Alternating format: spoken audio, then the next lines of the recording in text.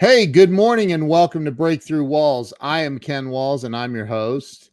And today I have a gentleman on that's written 17 books by the name of Michael Gelb. I can't wait to bring him on and you guys to meet him. We'll be right with you.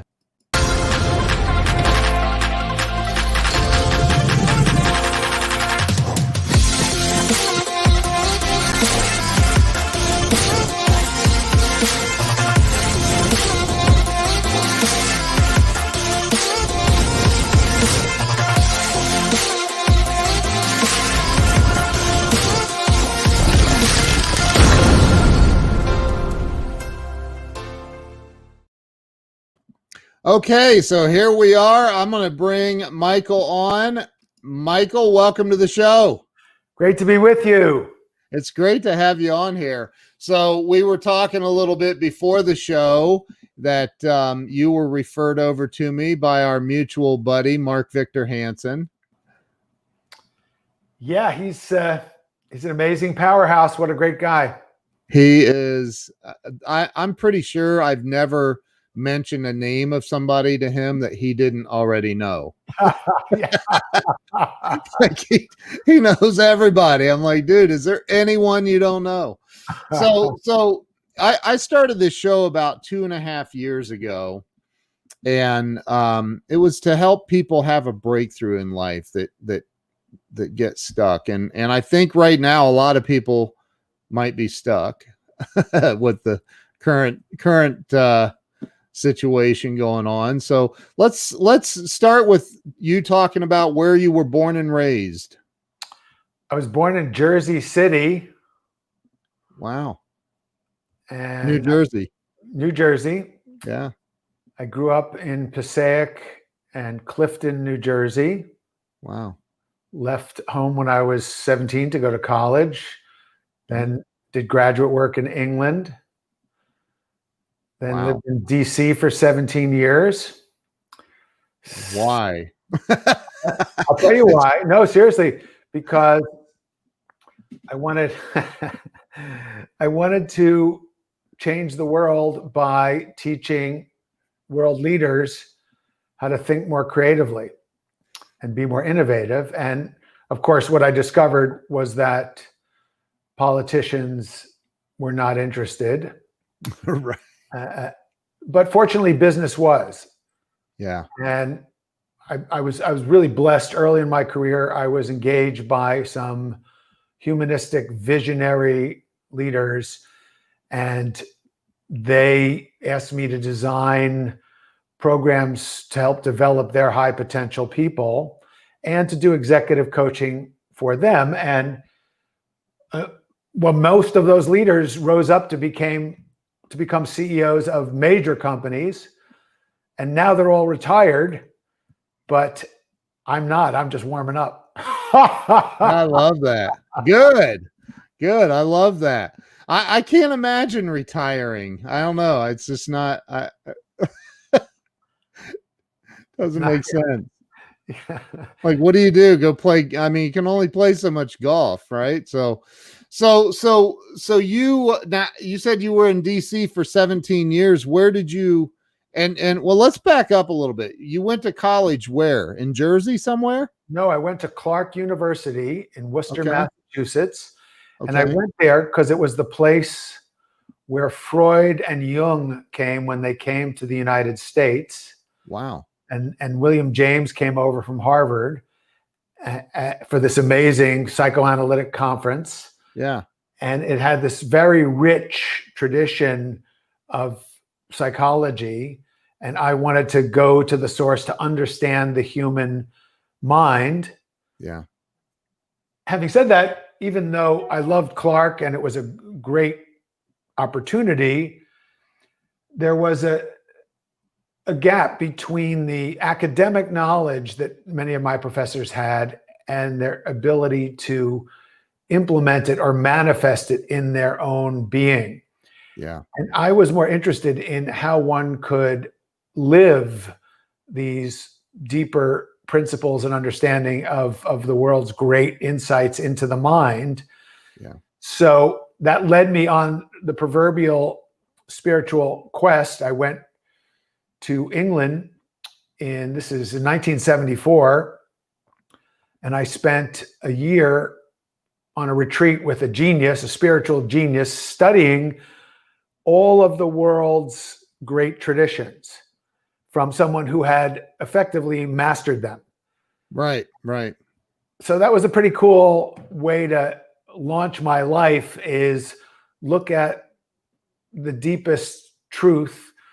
And then I had to ask myself the question, okay, now what do I do with this? How do I translate insight into human nature and potential and possibility into some useful endeavor?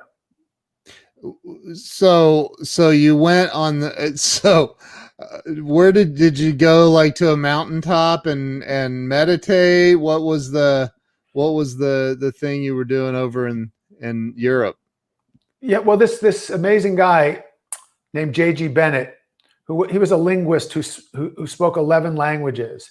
So Wow. Before it was a cartoon in the New Yorker, he went to the Himalayas, climbed the mountain, talked to the guru in Hindi. Wow. He was the British consul to Istanbul right after World War I. And he was fluent in Turkish. And he met Sufi masters, and he got to know them and became initiated into their whole way of looking at the world. Wow. He knew the Old and New Testament by heart, and he could cross correlate from the Bible to the Upanishads to the Quran with this amazing, and he was also head of coal research for Britain during World War II. Wow.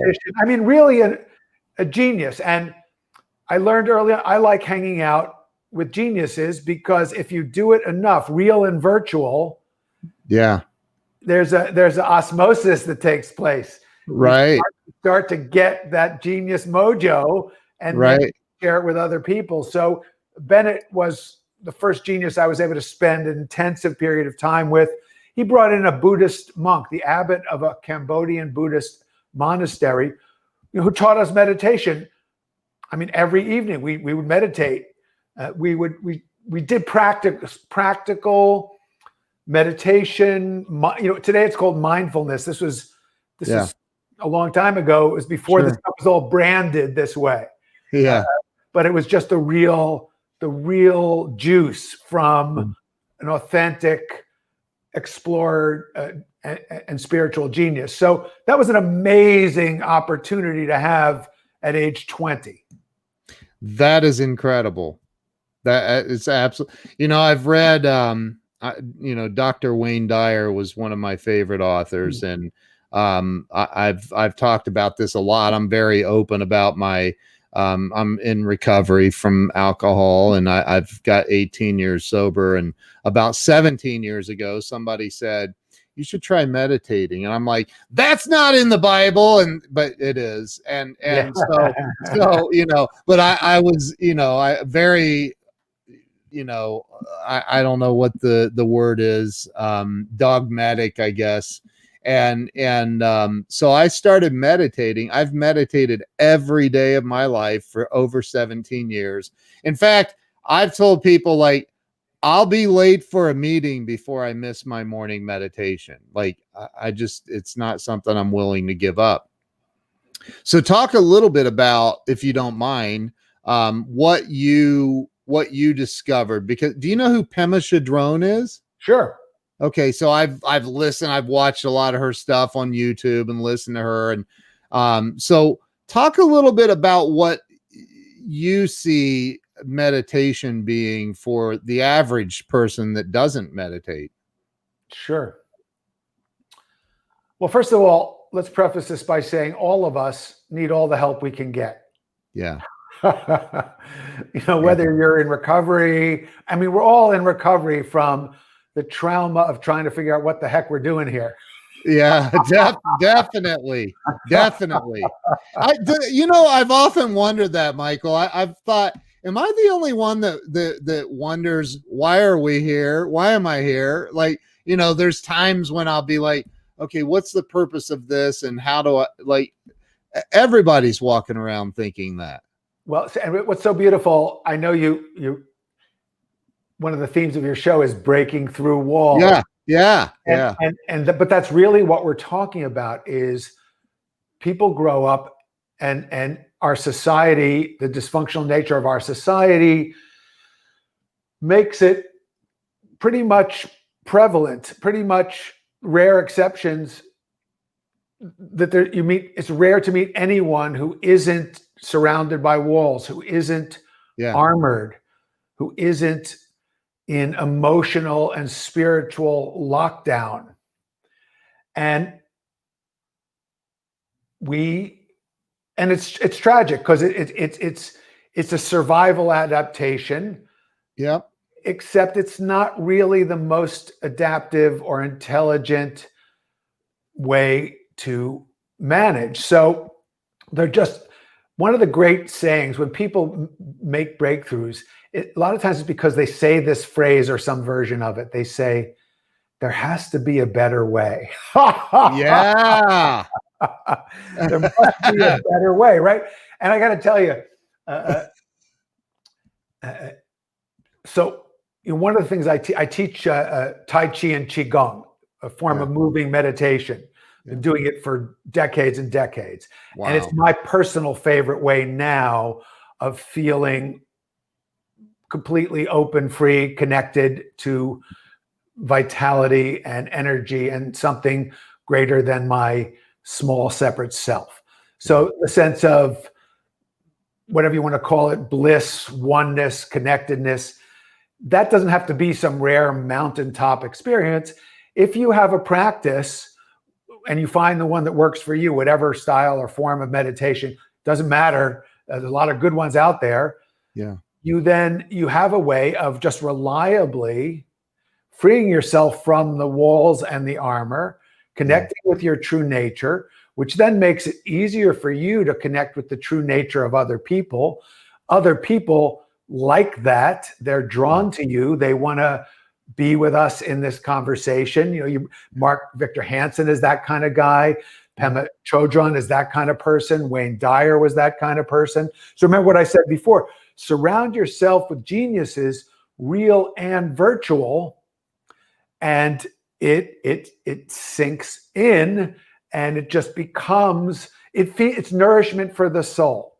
Yep. And our world is not set up to nourish the soul. So we have to take initiative in create. I call it now, I guide my students. I say, you must become more so than ever in human history, the curator of your soul.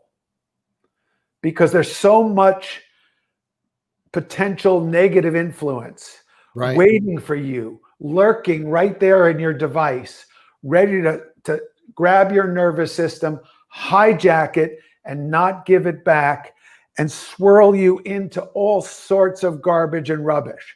Yep. On the other hand, right there at your fingertips is access to, you can meditate with Pema Chodron. You can hear a talk from Wayne Dyer. You can hear Mark Victor Hansen. You could hear J.G. Bennett. You can hear Amma, the Hindu hugging saint. You can have a blessing from her. You can listen to Donald Hoffman talk about the neuroscience of consciousness. You can go deep into so many wonderful, enriching, life-affirming elements. But what do you choose? What do you choose? And if you don't consciously discipline yourself to choose truth, beauty, and goodness, you're going to get the opposite of all of that. Wow. That's deep. That's deep. Well, I mean, for me, I've studied, not nearly as long as you, but I've studied, there was a book, I'm sure you've read it or heard of. I know you, I'd bet anything you've read it. The Road Less Traveled by M. Scott Peck. And that was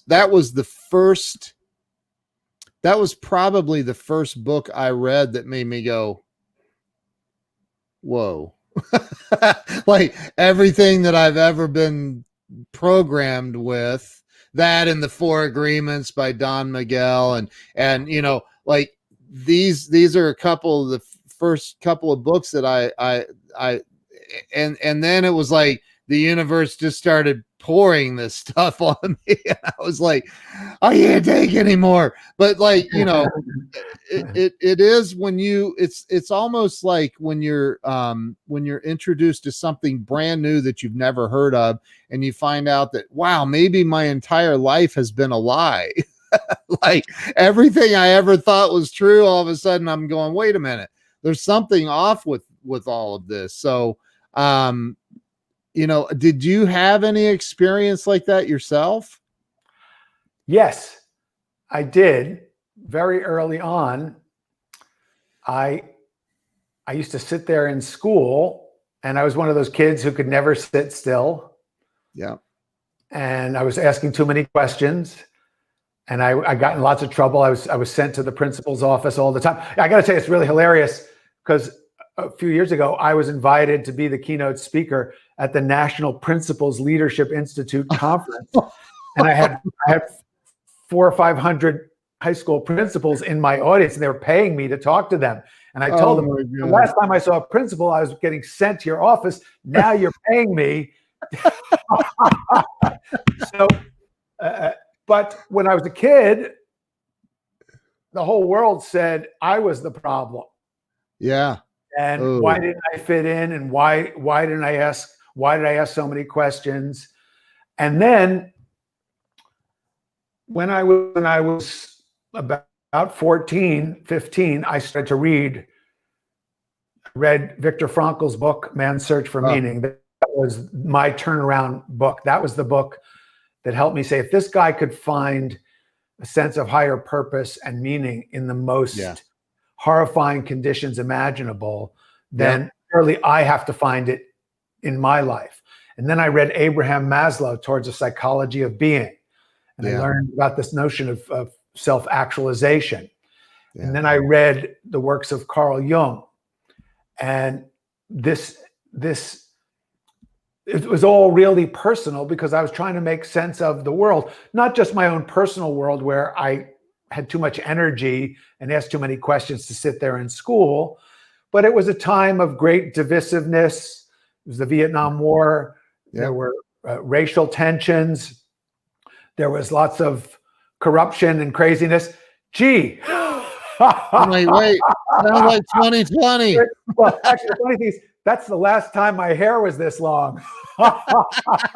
And here we are again. But what I said, I said there have to be unifying principles that can bring people together, that can transcend the political divisions that I saw then and that I see now. Yeah. What are our shared values? How can we find new solutions to live those values? So instead of what I saw when I moved to DC, everybody had their position. And if you're arguing or operating from a position, by definition, you won't be creative or innovative. So I became fascinated with how do you teach the art of creative thinking so we can find new, fresh solutions that look after the needs of more of the stakeholders in our society. And so that's what led me to begin my study of the life of Leonardo da Vinci, and that led to writing How to Think Like Leonardo da Vinci. Look at this, my buddy Joe Soto. I don't know if you know Joe or not. Hey. He saw you speak many years ago and inspired to make creativity a study. Wow. And juggle as well? Wow. Thank you, Joe. Well, that's so cool. Yeah, I worked my way through graduate school as a professional juggler. Did you really? I juggled with Mick Jagger and the Rolling Stones, with Bob Dylan. Oh my gosh. And I wound up, so when I was doing all of this, I was just looking for truth, for meaning, for purpose. It took a while for me to link it to, politicians, government's not interested. And I was even surprised to find out that Education wasn't that interested because it was too bureaucratic, but entrepreneurs were interested, and they wanted to know how to think creatively. They wanted to know how to innovate. They loved the idea of juggling as a metaphor for what they have to do every day, which is keep a lot of things up in the air, stay centered, don't freak out when something drops, pick up the ball for your partner, make it fun.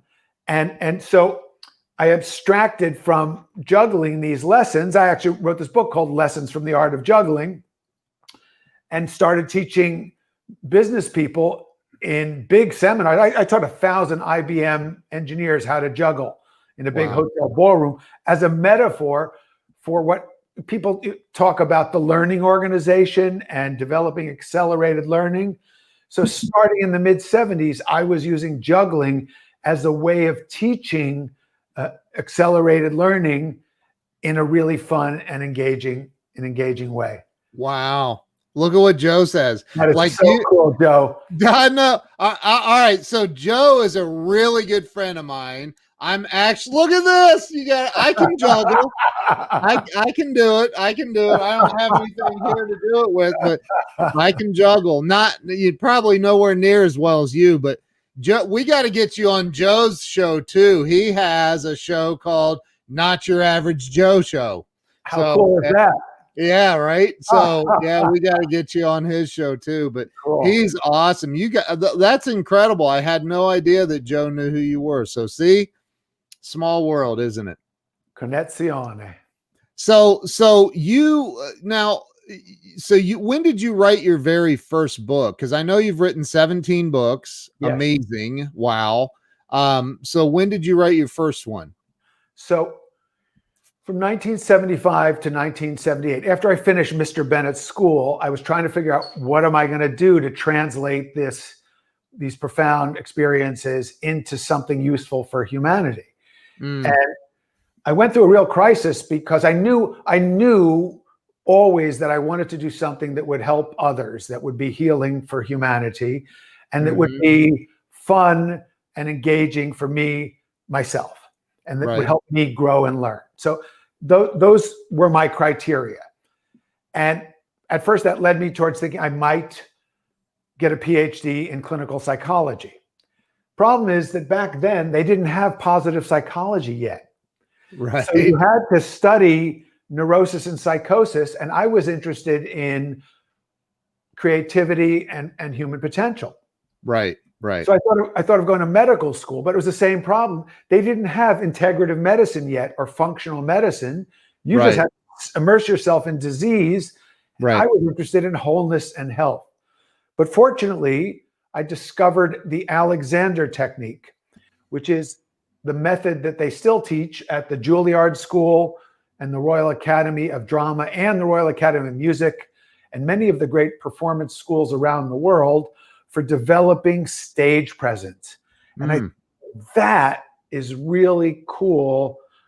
I want to learn that. I want to teach that. So I went on this 3-year full-time program to become an Alexander technique teacher. And I thought, since this is something outside of the mainstream, people know what a PhD in psychology is and they know what a MD is, but they don't know what an Alexander technique teacher is. Why don't I do a master's degree and articulate what this is? So while I was training in this professional training program for 3 years, I enrolled in a master's program and I wrote my thesis. And my thesis became my first book. And it has now been in print for 40 years. It's called Body Learning, An Introduction to the Alexander Technique. And it's the book that I wish I had when I was trying to learn about the Alexander Technique at first. So tell me a little bit about the Alexander Technique. What is that? Well, Alexander was a Shakespearean actor, but he had a problem. He got stage fright and he started to lose his voice in the middle of performances. Not good for your career if you're a performer or a public speaker. Yeah, that's bad. Bad, very bad. So he went to therapists and doctors and voice trainers and he did everything they said, but it didn't work. So he did something that was quite extraordinary. He said, I must be doing something unconsciously that's causing me to lose my voice. What is it? So this is back in the 1890s. There's no video. He set up a system of mirrors and he watched himself as he practiced speaking. And he saw this pattern that manifested as soon as he even began to think about speaking. And if I exaggerate it, the pattern's like this. It was later studied at Tufts University. It's called the Startle Pattern, and it's a common, universal, actually, human response to stress or fear. So what happens, and we're all familiar with this, if a loud noise goes off, somebody slams the door, there's an explosion, we go like that. But what happens to a lot of us, is what we're talking about before, is we grow up in this world, is too much craziness, too much to integrate, especially if you don't meditate. So people get locked into these armored patterns that are their own interpretation of the startle pattern. Okay. And the key thing is that it affects your functioning. It affects your voice. It affects a lot of pains, aches and pains that people have that they don't know why they have, back pain and so on. So Alexander is learning to become aware of those patterns and letting them go. Now you notice I was just imitating that, but you hear the difference in my voice as I emerge into my full stature. Yeah. And I happen to be married to a world-class opera singer. And I got to tell you, here's the real bonus story about writing my master's thesis and getting it published as a book. While I was doing that, my wife, Deborah, was 3 years old. And years later, she went to Juilliard. Wow. The professional opera training program there, where they teach the Alexander technique. And her Alexander technique teacher gave her body learning an introduction to the Alexander technique. Yeah. She read my book. She saw that I was teaching on a seminar out in California. This is 16 years ago. She went to that seminar. We connected, and we have been together ever since. So writing the book turned out to be truly, that's a royalty I never could have expected. The gift that keeps on giving. That's amazing. Isn't that amazing? Yeah. So wow. We just went deep. So is she's an opera singer? Oh, she sure is. She's just magnificent. The most exquisite, perfect sound I've ever heard in my life. And I heard it before I even met her, because I heard this singing. We were on this, we were at Casa de Maria in Santa Barbara, California for this retreat. Okay. And I was walking around the grounds and I heard this sound and I thought, that's just the most beautiful sound I've ever heard. Turned out to be Deborah. And yeah, so I get to hear that every day. I get to hear that every day. And she's gotten better in 16 years because she applies and studies the Alexander technique on a daily basis. It's the core of her work. And she also is an amazing voice teacher. And she helps people transform when you change your sound, you change your vibration, obviously. Sure. So Alexander is a way to tune the instrument, not just for singers, but what I don't teach singing.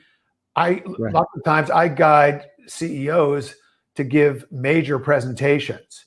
I've been coaching my clients to speak. And what's interesting is I've also written stuff for them over the years, because they can delegate somebody to write their address to the company. But you can't delegate somebody to give the presentation. You've got to totally different. So totally different. So that's my most recent book is called Mastering the Art of Public Speaking. Wow. Because it's just a passion of mine. It's something that I try in all my work. I look for this sweet spot. I say, what's something that I'm really passionate about, that I've really learned a lot about, that will be most helpful to other people. That's Right. my simple, and the truth is, I've never thought that will make a lot of money. Some of them have made a lot of money. Some of them only my close friends and relatives have purchased. But I'm not changing that. I just keep doing what I love to do the most that I think might help you. That's what I do. So I have an academy where I teach people how to do this, live streaming and interviews and stuff, right?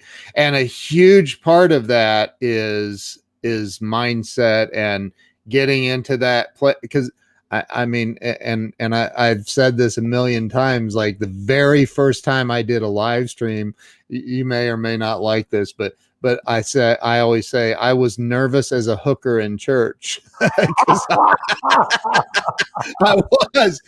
was like, I had all these voices in my head, like, what if an ex-girlfriend shows up, or what if this, all of the what ifs, like, I'm going to go live to all these people that I don't know across the entire globe on the internet. What?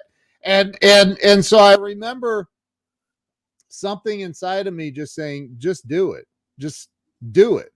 And so I hit that live button. I'm looking at my phone and I'm like, I felt like a complete idiot. And I was like, hi. Like I didn't even, right? But then I'm like, well, that wasn't bad. I didn't die. I sweat a lot, but I dried off and I'm good. I'm going to do it again. And so, and now I've done over 23, 24, 2,500 live streams. I don't know the exact number, but I can get on and do a live stream with anybody, anytime, anywhere now. And it doesn't bother me in the least. For the person that is, because if you're teaching public speaking, you're doing like the people that I work with, I'm like, look, man, I know it's hard the first time. It's hard the first 100 times, quite frankly. How do you help that person that's like, I'm terrified. We just sold a book. Yeah. Joe just ordered it. But how do you teach? And I think somebody else said they were going to Audible to look for your book, but how do you help somebody overcome that first time fear? Sure. Well, the first thing is, and I love that you shared your story, because that's the kind of story that's very helpful for people. Yeah. Is understand that it's natural, it's highly prevalent to feel fearful. And like a hooker at church. Well, Charles says, stop picking on that hooker. We love her. That's the perfect place for her to be. It is. She's nervous just before she has a transformation experience of divine blessing. So right. But yeah. So but again, I work with, and I'm sure you do. Like I was in Vegas last year speaking to 500 people on a stage, and that was my first time in a long time. And I was like, oh my God, I can't believe I'm getting up there on that stage in front of all these people. What the hell? And so how do you help somebody? It can't be as simple as just do it. No, it's not. But that's just the very first thing, is to realize 74% of people suffer from glossophobia, the fear of public speaking. Yeah. Everybody gets butterflies.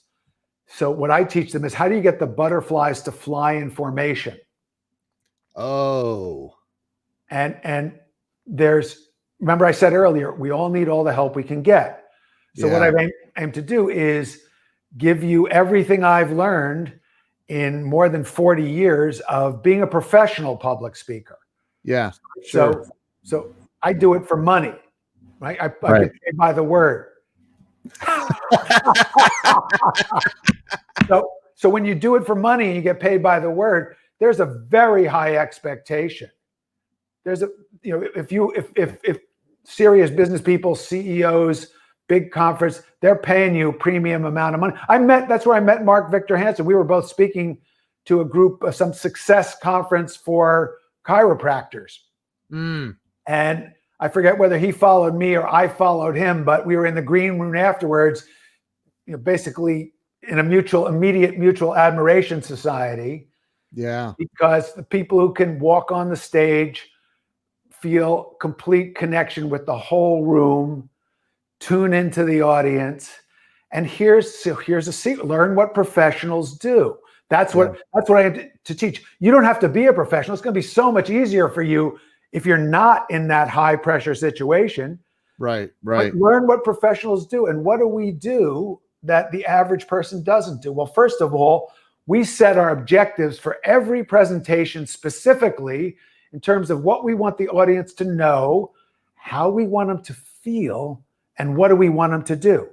Whereas the average person prepares for a presentation and their only objective is survive this without embarrassment or humiliation.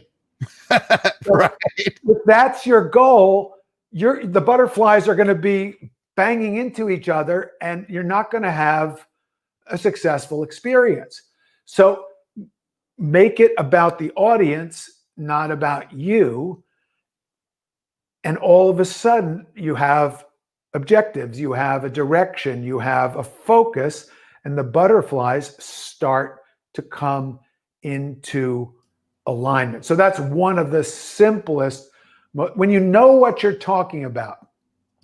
There you go. That's what because people say to me all the time, I want to be a professional speaker. I say, well, do you have anything worth saying? Right. Get a life, have some experiences, learn something, have something you want to communicate. Then we'll talk about how to become a speaker. They also say to me, I want to write a book. Well, that's great. Do you have anything to share? Go have a life, get some experience. Then we'll talk about writing it. Yeah. So what's your message? You know, if I say to anybody, they say, I'm afraid of speaking, blah, blah, blah. I say, okay, look, what's your favorite holiday you ever went on? What are you looking forward to in the next year? What's your favorite food? What's your favorite wine? Right. You're a golfer. What do you like about golf? And they start, tell me a funny golf story. What's the funniest thing that ever happened to you on the golf? All of a sudden, they're the most fluid, natural, wonderful speaker in the world. They're expressive. Their voice tone modulates. They're not saying, you know, it was like, blah, blah. Right. Right. So you're right. We just get people to tell their story. Right. You're gonna. So if I'm hearing you right, and I think I am. Don't try to speak on something you know nothing about. The butterflies are gonna like do suicidal dive bombs, man. It's gonna be bad, right? So you want to get the butterflies flying synchronistically based on you're just talking. You're telling a story about something you are familiar with. You know. Yes, and then think it through in terms of what you want the audience to know, how you want them to feel, what do you want them to do, so that you are audience focused. And then you're there to serve, you're there to contribute, and people sense that. Yeah. And they like it, and they want to be if people like you, they want to be influenced by you. Yeah. And if you're caring about them and really genuinely putting your effort and energy and expertise into something that you think they would like to know, something that will help them feel uplifted, energized, and inspired, and something you think that if they do this, it's going to enrich their lives, well, butterflies, whoosh, gone. Well, not gone, flying in. Yeah. Right. Because I've done things where, you know, I'm speaking in a live stream environment with a bunch of people watching, and then somebody will throw a question or a comment completely out of left field that maybe I don't know anything about. And I've found myself like, whoa, that just threw me off for a minute. Right. So, sure. And when it's live, you can't edit that out. So, right. But it's how quickly you recover. It's not that you don't lose it. We all lose it. It's how quickly you recover. So one of the other things that's somewhat unique about my approach, besides the fact that I integrate in the Alexander technique, I've also studied and taught martial arts for many, many years. And in martial art, part of what fascinated me about martial arts is learning to recover your poise, recover your center. It's not that I was interested in fighting or dominating. Right. That's not so much. I mean, I'm intrigued by that, and I like testing it out in actual sparring, which I've done a lot of over the years. But my greater interest is in using somebody coming to punch me in the face or hit me with a stick as a metaphor for what you just described, which is somebody saying something you didn't expect that shocks you or upsets you. And then it's just like you didn't expect to get that elbow upside your head. I thought he was going to throw the roundhouse, and then he closed the distance and hit me with the elbow. It's like, boom. But how fast can I get it back together again? And deal with the situation? I get knocked down. How quickly do I get back up, ready to be present and deal with the situation? So that kind of resilience and speed of adaptation to stressful circumstances is what we're all aiming to learn and share. It's really relevant all the time, but it's especially relevant at the current moment. Wow, man. Like this is amazing. And I always ask this towards the end. We're not towards the end, but I want to get this out because I have a feeling I'm going to love your response.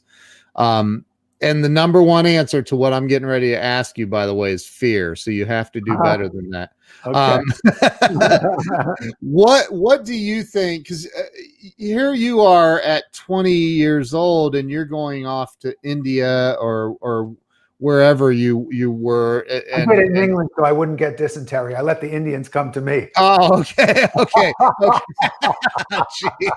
Jeez. Well, yeah. So I didn't want to die in some, some place. No, I did it in England. Well, but back in the 70s, it was still relatively safe to hitchhike across the country too. So, that's true too.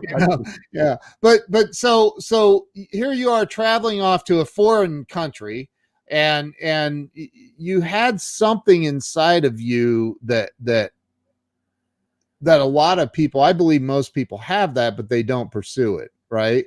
What made you decide? And I haven't gotten to my question yet. I apologize. Right. My brain is going crazy right now. What made you go, I gotta go do this. I gotta go deeper here. Yeah. I mean, I knew I was making a big commitment when I said I'm going to sign up to go to this. It was called the International Academy for Continuous Education. Wow. And it was a 10-month residential program. And in addition to meditating every day, we fasted once a week. And when I say fasted, I mean 36 hours with nothing. And instead of eating, we meditated. Water? We were after 24 hours, you could have a cup of tea, and then you got to have breakfast the next morning.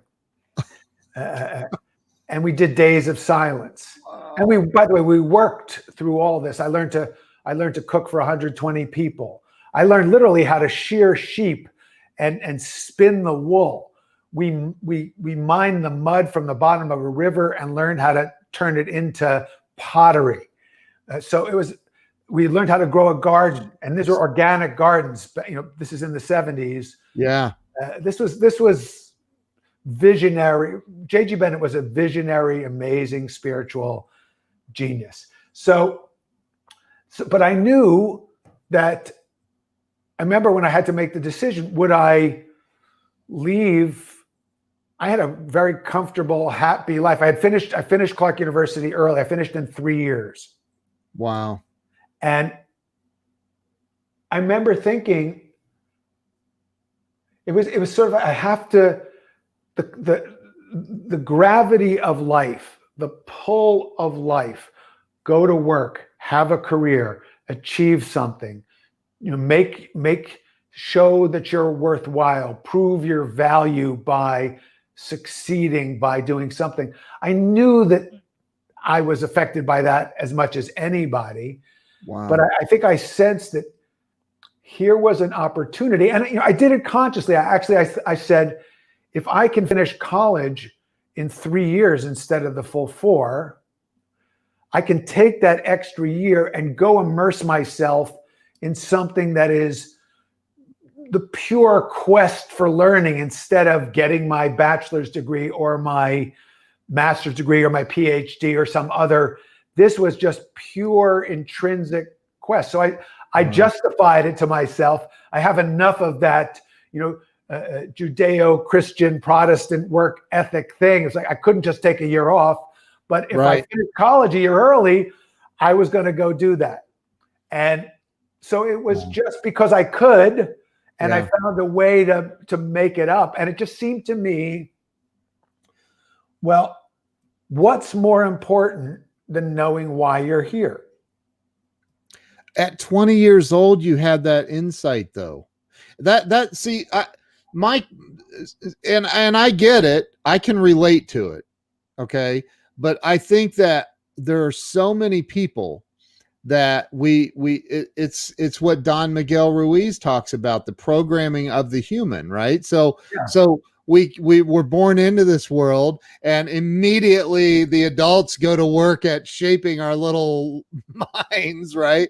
And I don't think they mean any harm, but they're like, this is what you have to believe. This is your political belief system. This is, and so most people grow up, become adults, live a whole life, and never really go deep on questioning that. And it sounds like you did.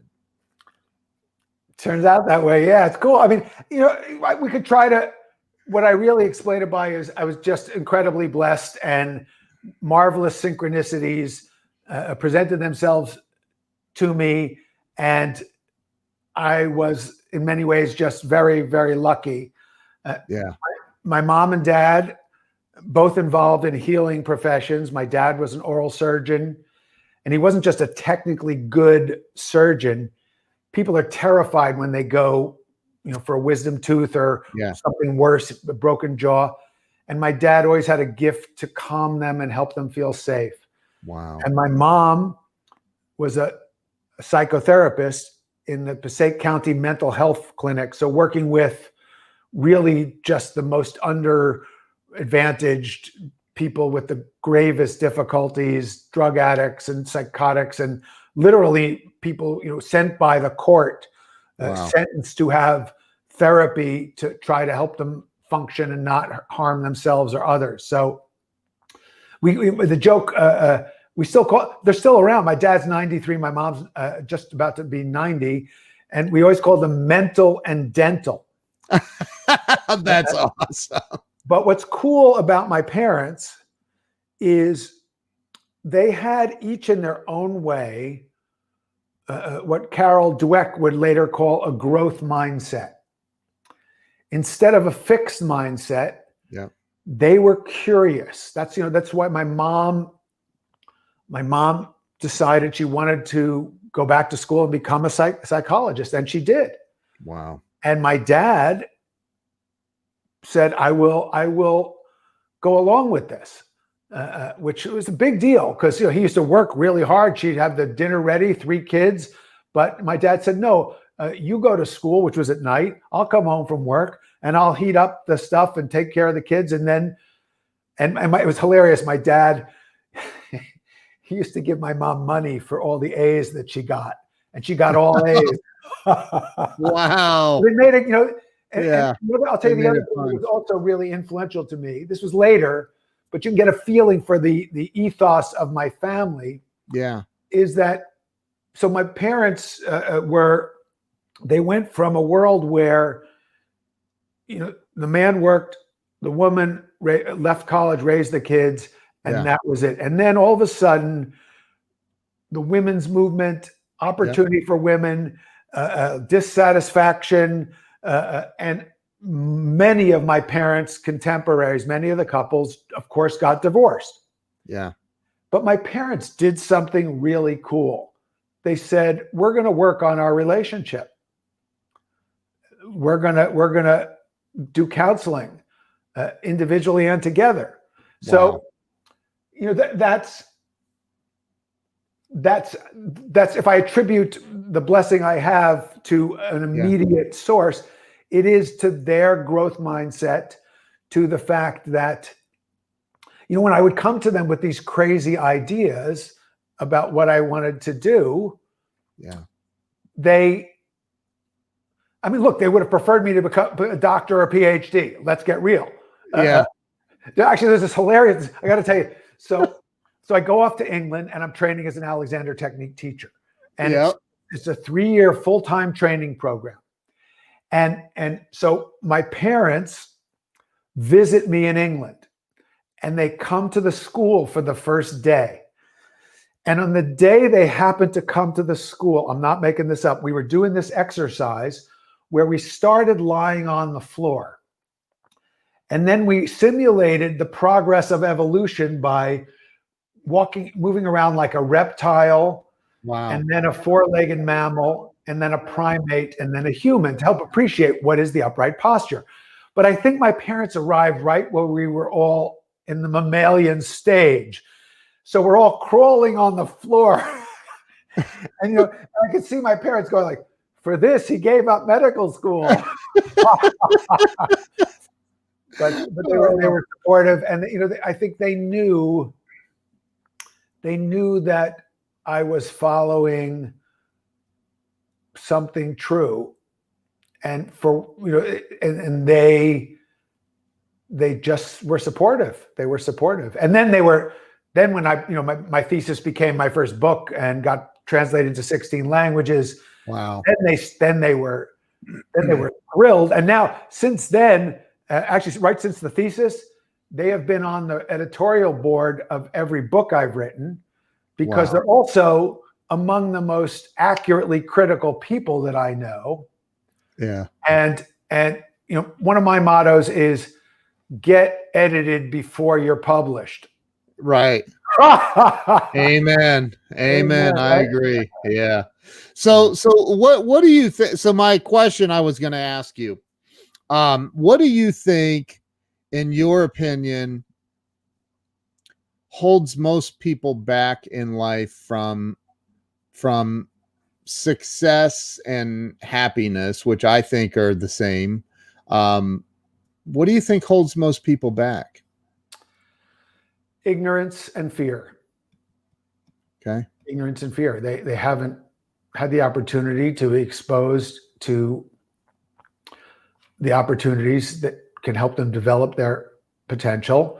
They've been led to believe, and they've bought into the notion that they are these limited, constrained, narrow, survival-oriented creatures, and that their fate is to focus on that basic program of surviving and multiplying. And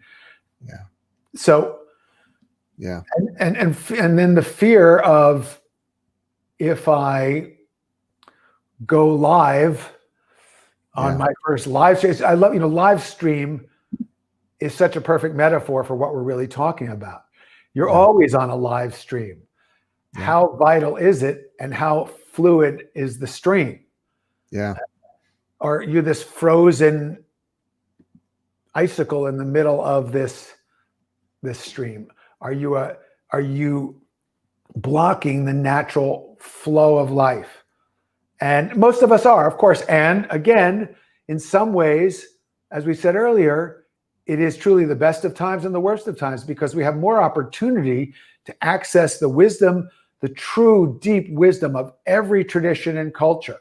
And not the philosophy and the meditation and the contemplation, but the music, the poetry, the food, the cuisines, the traditions. There's so much to learn and so much inspiration available to us. But there's also, the default setting is vicious spam. That's why you have to be the curator of your soul.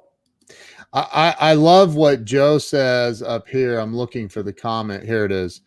With everyone switching to virtual presentations and summits and selling, your book is very, very timely. I think he's right. The world definitely needs to learn, because I I'm also a live stream critic.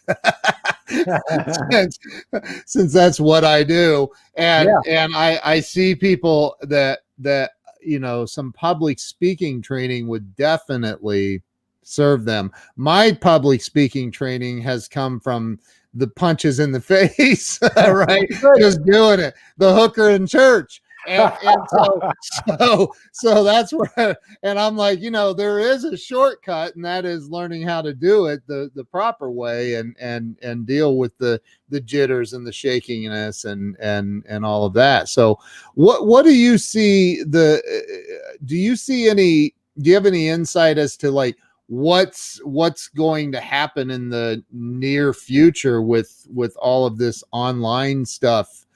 We've switched from stages and conferences to a hybrid model, at least. I would say.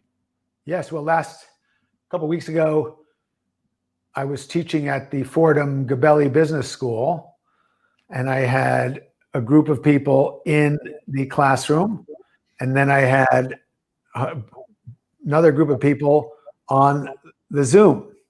Yeah. So I was having the hybrid experience. Yeah.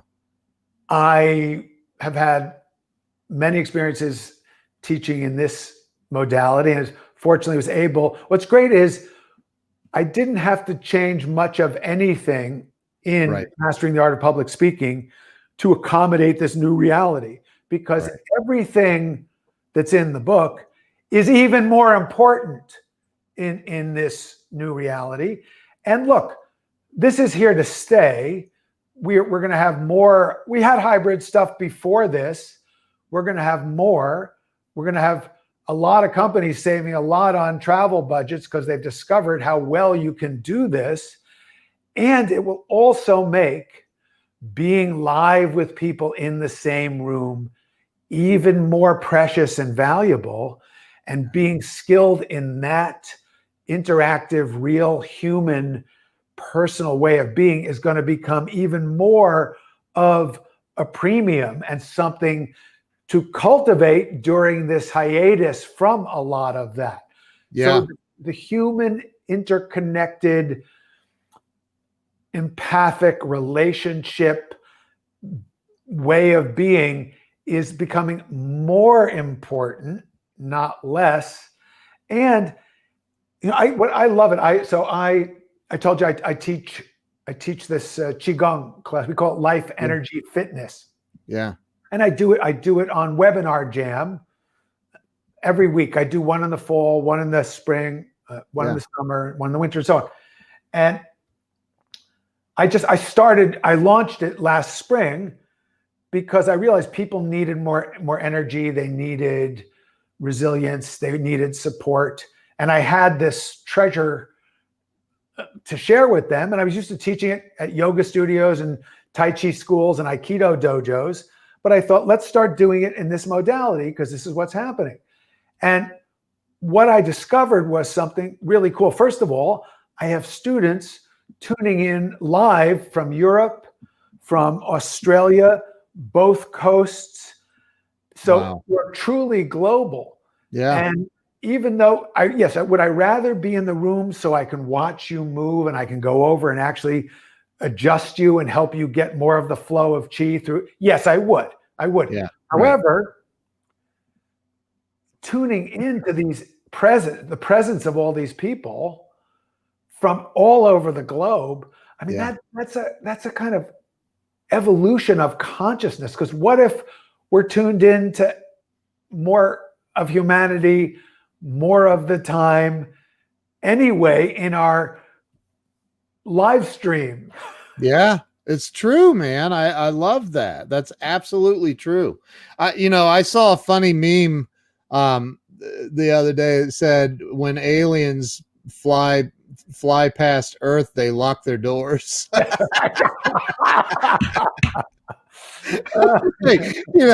sitting there thinking about the stream of things in today's world, but funny. So and one last question. I know you're a busy guy. I love this energy, man. Your energy is off the charts good. what do you feel is most important? Your mind health or your physical health? Can't separate them. Can't separate them. What I'd say is your spiritual health is what's most important, because the spiritual is the only reality. So if you think you're a body, you know, it's a loser's game. I mean, I cultivate mine, but it's a loser's game. You're going down. Oh, I love it, man. Right? You're right. So connect with the spirit, shift your identity to your spirit, and then the mind body thing will sort itself out from there. That is so awesome. Can you hold your books up? I'm going to give you full screen. Sure. Oh, thank you. Your most recent one up. Here's the most recent one. It's called Mastering the Art of Public Speaking. Ordering that today. Oh, thank you so much. This is the most famous one, How to Think Like Leonardo da Vinci, 7 Steps to Genius Every Day. And I'm going to talk to you after the live stream and see how much money I have to send you to get autographed copies from you. And this one is also, this actually, what's interesting is Mastering the Art of Public Speaking is really the brother sister book of The Art of Connection. Oh, wow. 7 relationship building skills every leader needs now. So really, this is 2 volumes of the same book. Okay. Here's what I realized is, so I wrote this 22 years ago. Yeah. It's still going strong. It's in 25 languages. Wow.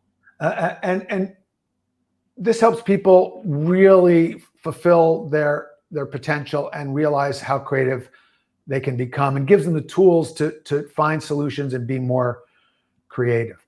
And if you work in any kind of endeavor, organization, or enterprise, the only way you're going to get results is by building relationships and influencing and inspiring other people. So that's some of the connection between my best known book, How to Think Like Leonardo, and the more recent books on connection and public speaking. Wow. I am excited to get these books. I'm actually leaving tomorrow and driving to Utah. So if they're available on Audible, I'll be listening to you all the way to Utah. They are. Yeah. Yeah.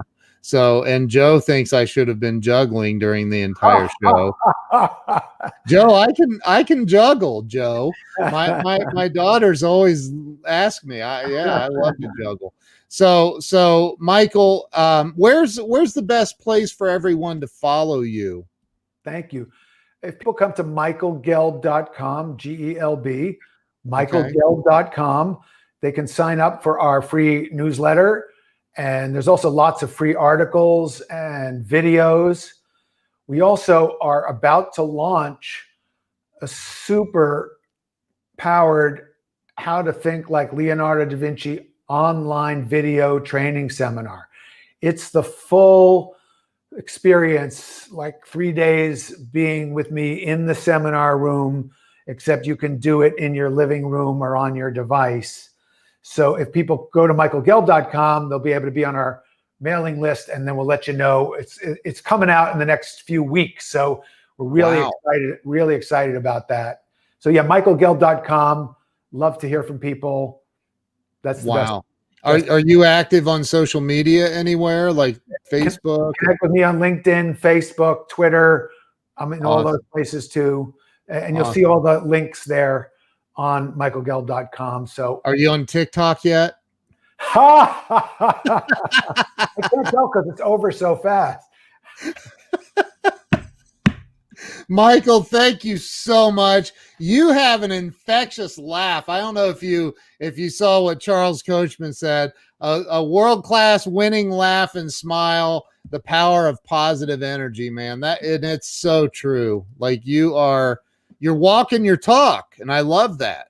Well, so are you. So natural.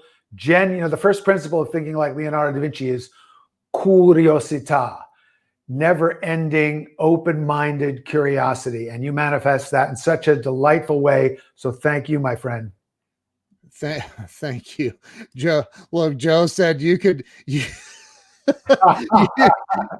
On TikTok, it's a big deal to get to 100,000 followers, and he'd say you could juggle your way to 100,000 followers on TikTok. That would be awesome. New challenge for you in life. Come on, get to 100,000 on TikTok. Hey, Michael, if you would stay with me, I'd love to chat with you for a minute after the live stream. I'm going to go ahead and end this, but from the bottom of my heart, I'm very, very grateful for you coming on today. Thank you so much. Thank you. We'll see you guys later. Thanks so much. Bye-bye.